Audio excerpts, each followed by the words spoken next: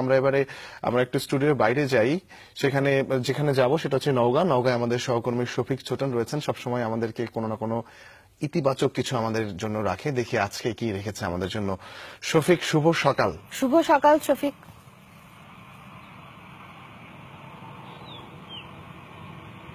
হ্যাঁ, শুভ সকাল টিনা আজমির আপনাদেরকে, সেই সাথে আমাদের দর্শক যারা আছেন এই মুহূর্তে আমাদেরকে দেখছেন তাদেরকেও শুভ সকাল।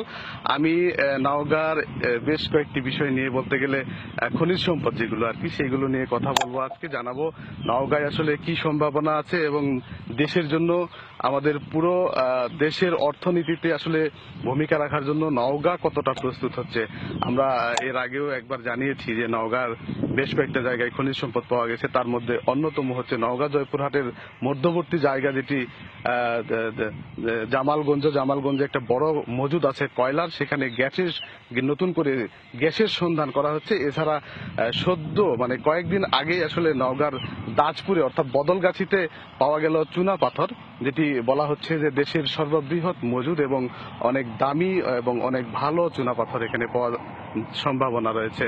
এবং এছাড়া এর আগে, স্বাধীনতার আগে পরে নওগাঁর পত্নীতলায় কিন্তু আবিষ্কৃত হয়েছিল একটি খনি, যেটি চীনামাটির খনি। এছাড়া নতুন করে আবারও মহাদেবপুর এবং সাপাহার এলাকায় খনিজ সম্পদ পাওয়ার কথা বলছে জিএসবি, অর্থাৎ যারা এই জরিপের কাজগুলো করেন। তো আমরা এই খনিজ সম্পদগুলো নিয়ে আরো জানবো এবং এই খনিজ সম্পদগুলো আমাদের দেশের, আমাদের জেলা এবং উন্নয়নে কাজ লাগানো যেতে পারে, সেই বিষয়ে আমরা কথা বলবো। আজকে আমাদের এখানে একজনকে আমন্ত্রণ জানিয়েছি, আমাদের শ্রদ্ধাভাজন একজন ব্যক্তি, যিনি নওগাঁর উন্নয়নে বরাবরই সরকারকে বিভিন্ন সময় বিভিন্ন সুপারিশ করেন এবং বিভিন্ন তার যে উন্নয়ন ভাবনা, সেই উন্নয়ন ভাবনা থেকে তিনি সাজেশন দিয়ে থাকেন। এমন একজন, আমরা তার সঙ্গে কথা বলবো। তিনি হচ্ছেন অবসরপ্রাপ্ত সেনা কর্মকর্তা, বীর মুক্তিযোদ্ধা জনাব মেজর হাকিম। আমরা তার সঙ্গে কথা বলবো। জনাব মেজর হাকিম, আপনাকে শুভ সকাল। শুভ সকাল, আসসালামু আলাইকুম। আপনার সঙ্গে আপনার কাছ থেকে একটু জানতে চাই যে এই যে নওগাঁর যে খনিজ সম্পদ, এইগুলোর আসলে উন্নয়ন সম্ভাবনাটা একটু জানতে চাই।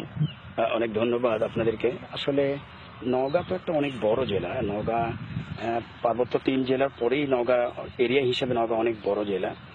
এই বড় জেলার ভিতরেও এটা তো এই যে সম্প্রতি এবং পাকিস্তান আমলে এবং তার পরবর্তী মুক্তিযুদ্ধ এবং তার পরবর্তী পর্যায়ে এই ক্রোনোলজিক্যালি ধারাবাহিক যে যতগুলি খনিজ ড্রিলিং হয়েছে, তার মধ্যে অতি সম্প্রতি যেটা পাওয়া গেছে তাজপুর এলাকায়, যেটা বদলগাছি থানার ভিতরে, এইটাতে যে যে যে খুব বেশি চুনাপাথরের মজুদ আছে।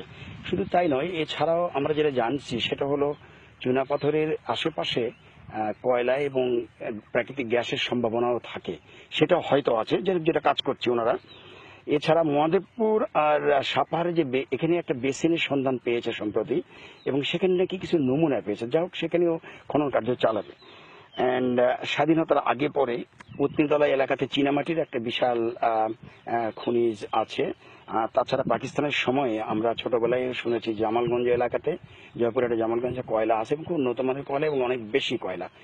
যাই হোক, সেই কয়লা খনিটা বের হলে সেটা তো এলাকা চলে আসবে নওগাঁর ভিতরে, যেহেতু পাহাড়পুর আমাদের এলাকা, নওগাঁ জেলা।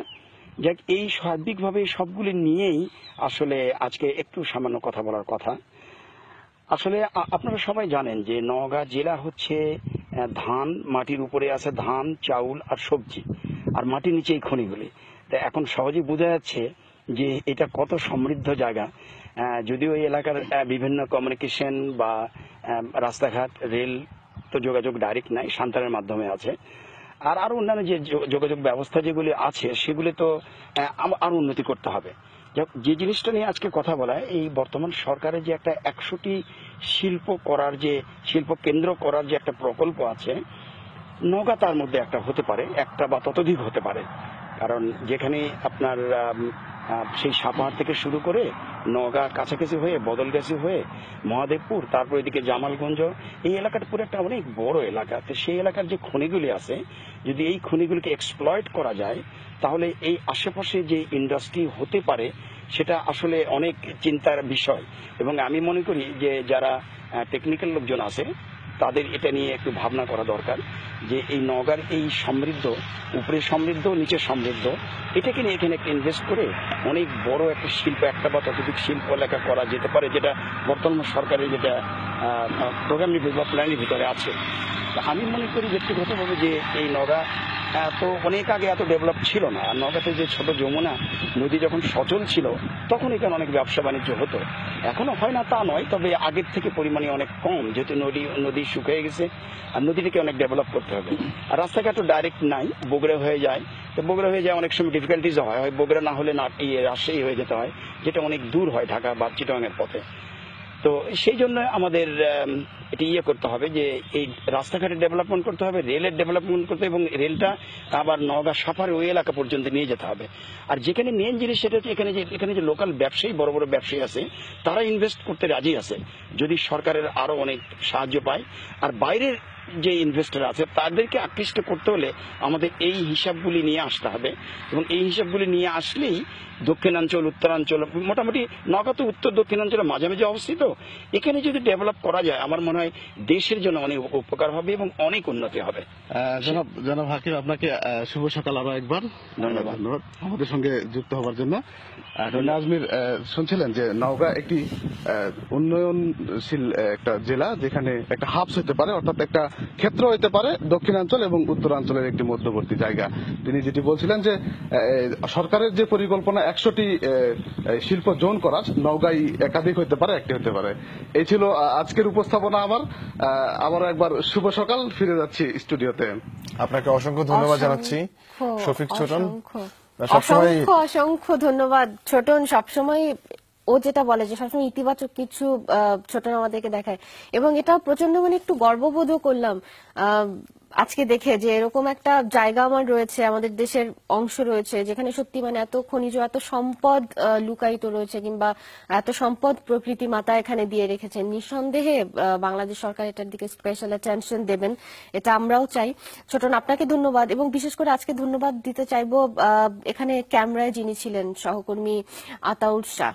আপনার বেশ ভালো লাগলো, কারণ আপনার বদৌলতে আসলে দেখতেও পারলাম জায়গাটি। যারা বলতে চাই এরকম করে উন্নয়নশীল হোক প্রত্যেকটা জেলা। আপনি যেমনটা মেনশন করলেন যে নওগাঁ একটা উন্নয়নশীল জেলা, ওরকমভাবেই বাংলাদেশের সব জায়গায় উন্নয়নশীল, এবং উন্নয়নশীল বাংলাদেশও আমরা আশা করি যে খুব তাড়াতাড়ি বাংলাদেশ একটা সময় আমাদের সবার প্রচেষ্টায় উন্নত দেশে পরিণত হবে উন্নয়নশীল থেকে। সেই প্রত্যাশা এবং অংশগ্রহণ থাকবে আমাদের প্রত্যেকের। আমাদের একটা বিরতি নিতে হচ্ছে। এই প্রত্যাশাই একটা ছোট্ট বিরতি নিচ্ছে, আবহাওয়া বার্তা নিয়ে ফিরছি, সাথে থাকুন।